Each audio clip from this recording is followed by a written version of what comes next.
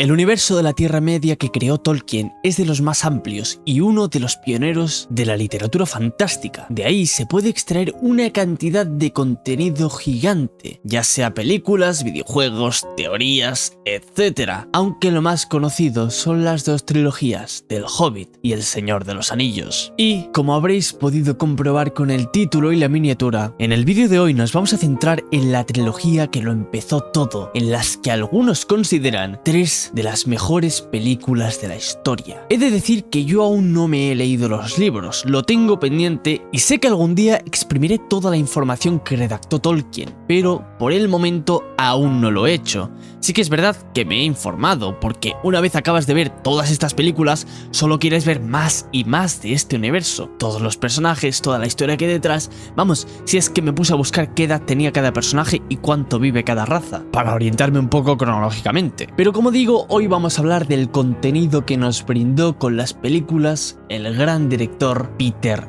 Jackson. Así que, dicho esto, este es mi análisis del Señor de los Anillos. Bienvenidos al canal Ojo Tuerto y disfrutad del vídeo.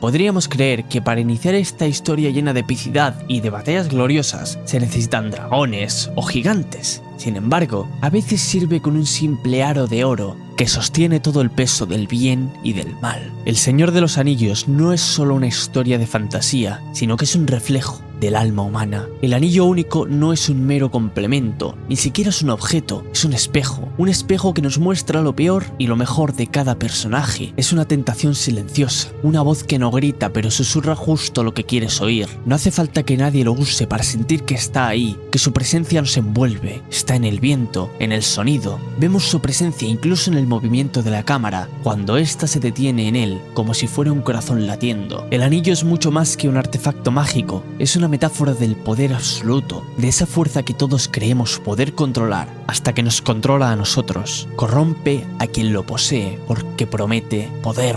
Y nada tienta más que la idea de poder, ya sea con buenas o malas intenciones. El poder es aquello que nos mueve, y el anillo demuestra que puedes poseerlo. A cada uno le afecta de manera distinta. Frodo quiere proteger, Boromir quiere salvar a su pueblo, Gollum solo quiere recuperar aquello que fue suyo. Todos se justifican, y ahí está la genialidad, ahí está la trampa. El mal no se muestra como maldad pura, sino como una necesidad, como un sacrificio. Te convence de que puedes controlarlo, de que tú serás distinto, de que el poder no te cambiará, hasta que sin darte cuenta ya no eres tú quien lleva el anillo, sino el anillo el que te lleva a ti. Y en ese momento, cuando el objeto se convierte en voluntad y el deseo en una pesada cadena, entendemos que lo más aterrador de esta historia no es el mal que existe en Mordor, sino el que podría nacer en cualquier corazón humano.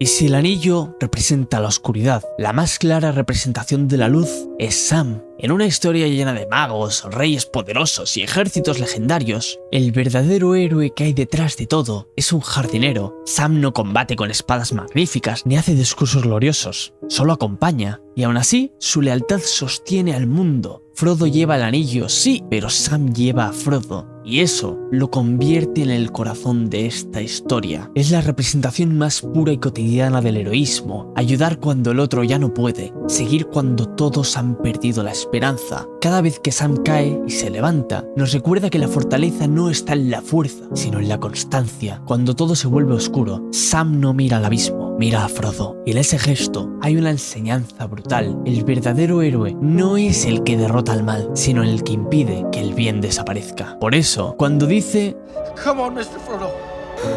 I can't carry it for you, but I can carry you. No solo habla de Frodo, habla a todos los que alguna vez hemos tenido que cargar con algo que no nos pertenecía, un dolor, una responsabilidad, una pérdida. Habla a todos los que alguna vez han acompañado a alguien roto, sin esperar nada a cambio. Sam nos recuerda que la esperanza no es una emoción, sino un acto, y que a veces el mundo no se salva con espadas ni coronas, sino con una mano que se niega a soltar a otra.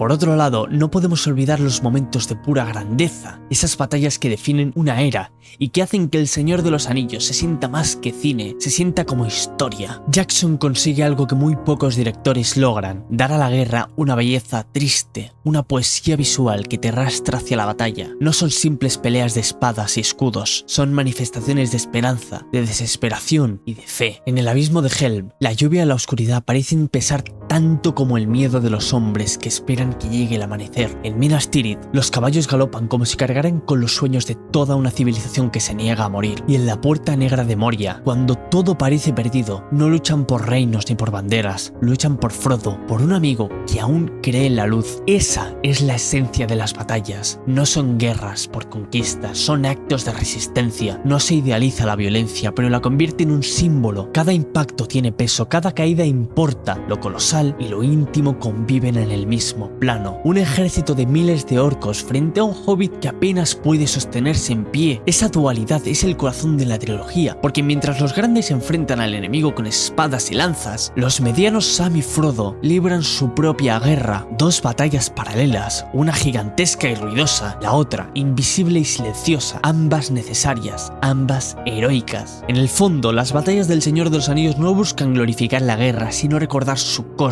Cada victoria deja cicatrices, cada grito de triunfo lleva implícito el eco del sacrificio. Son monumentos visuales a la resistencia, a la idea de que incluso frente a la oscuridad más vasta, el valor sigue siendo posible. Y en ese equilibrio entre lo heroico y lo humano, entre lo épico y lo íntimo, la trilogía alcanza algo que va más allá del cine, se convierte en una experiencia emocional completa.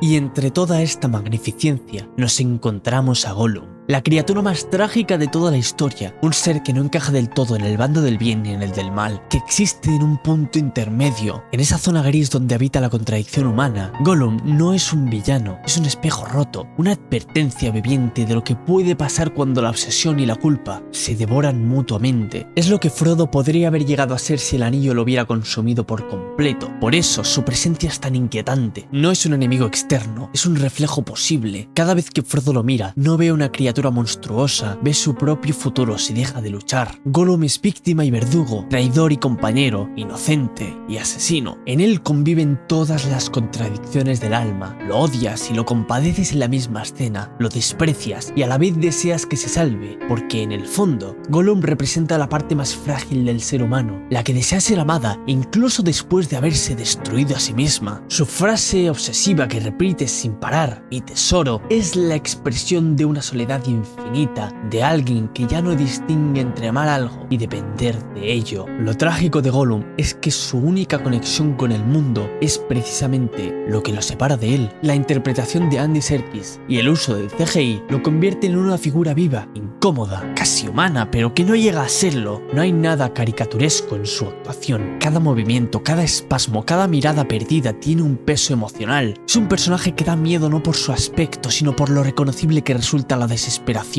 Cuando vemos a Gollum discutir con Sméagol, no estamos viendo una simple conversación interna, sino una batalla existencial entre dos fuerzas que todos llevamos dentro, la parte que quiere redimirse y la que ya se ha rendido. Culpa contra deseo, luz contra sombra, necesidad contra libertad. Y lo más fascinante es que en esos diálogos internos, Gollum logra algo que muy pocos personajes de fantasía consiguen: volverse real. Sus frases, su mirada, su dualidad son dolorosamente humanas. Peter Jackson le da espacio para respirar, para tener matices, para mostrar que el mal no siempre es una elección, sino a veces es una consecuencia. Por eso Gollum es tragedia pura, un personaje condenado no por su maldad, sino por su debilidad. Y lo más perturbador de todo es que, a pesar de su locura, de su crueldad, de su traición, le entendemos. Le entendemos porque su historia no trata de monstruos, trata de nosotros mismos, de cómo el deseo, el miedo y la soledad pueden convertirnos en algo que nunca imaginamos ser.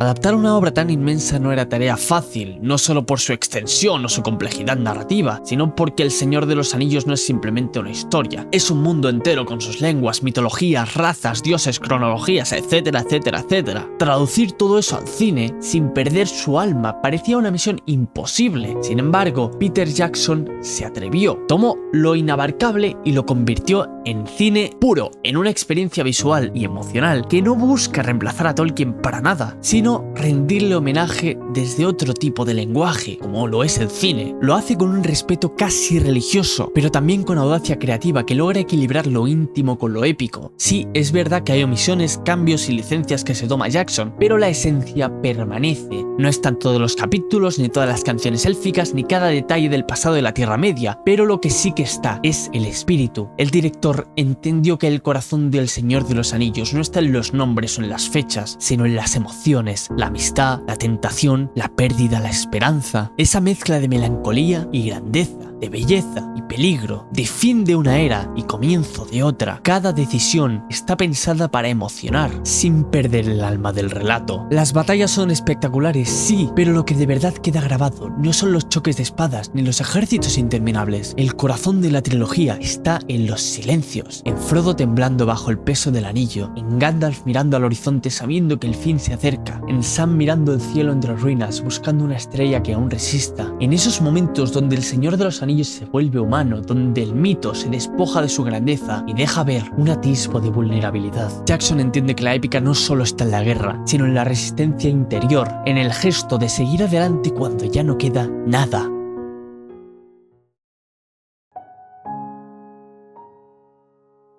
Y llegamos al final, el que muchos olvidan porque la victoria no se siente como victoria. No hay un cierre triunfal con una gran celebración que borre el dolor. Lo que queda es silencio, cansancio, una sensación de vacío que solo entienden quienes han sobrevivido a algo que los cambió para siempre. Frodo salva el mundo, sí, pero no puede quedarse en él. La misión ha terminado, pero su alma no vuelve a ser la misma. Es el precio de haber cargado con un peso que ningún ser debería llevar, de haber visto lo más oscuro del corazón humano y lo más frágil de la esperanza. Cuando vuelve a la comarca todo está igual, las casas, los campos, las risas, pero él ya no pertenece allí, lleva dentro un dolor invisible, una herida que no se ve pero que nunca cicatriza. Esa es una de las decisiones más valientes de toda la trilogía, reconocer que el héroe no siempre puede volver a casa, que salvar al mundo puede significar perder el propio lugar en él. Frodo no es recompensado con gloria ni con descanso, sino con la imposibilidad de seguir viviendo como antes. Y es que hay experiencias que te separan del resto para siempre. La película lo muestra con sutileza, sin dramatismo, con esa mirada perdida de Frodo en el banquete, o ese gesto de desconexión cuando todos celebran. Porque la alegría colectiva no siempre alcanza al que cargó con la oscuridad. La comarca está igual, pero él ya no. Esa es la frase que lo resume todo. El mundo puede sanar, pero los héroes no siempre lo hacen. Frodo encarna el sacrificio silencioso, el del que da todo y no recupera nada. Su partida hacia las tierras imperecederas no es un premio, es un retiro, una despedida sin retorno. Es el reconocimiento de que hay heridas que solo la distancia puede aliviar, y en ese último adiós, cuando el barco se aleja envuelto en niebla, sentimos que la historia no se cierra, se disuelve, como si Tolkien y el mismo Jackson nos recordaran que ningún final está completo sin pérdida. La felicidad existe, pero es ajena, es la que queda para los que permanecen, para Sam, para Merry, para Pippin, que pueden volver a vivir, tener familia, plantar raíces. Frodo, en cambio, se convierte en memoria, en el eco de lo que costó la paz, ese precio y esa melancolía, esa tristeza dulce. Es lo que eleva al Señor de los Anillos por encima de la aventura. Es una reflexión sobre las heridas que deja el heroísmo, sobre el precio de mirar al abismo y regresar, sobre cómo incluso la luz más pura proyecta sombra. Y quizá por eso esta historia sigue tocando tan hondo, porque entiende que la victoria sin pérdida no enseña nada, porque en su fondo más humano no es la historia de un anillo, sino la de un alma que se rompe para que otras puedan seguir enteras. El Señor de los Anillos termina con una despedida, pero también con una promesa, que todo dolor deja una semilla de esperanza y que incluso los que parten siguen guiando a los que se quedan. Espero que os haya gustado este análisis hecho desde el mayor respeto y cariño hacia esta obra, porque es una obra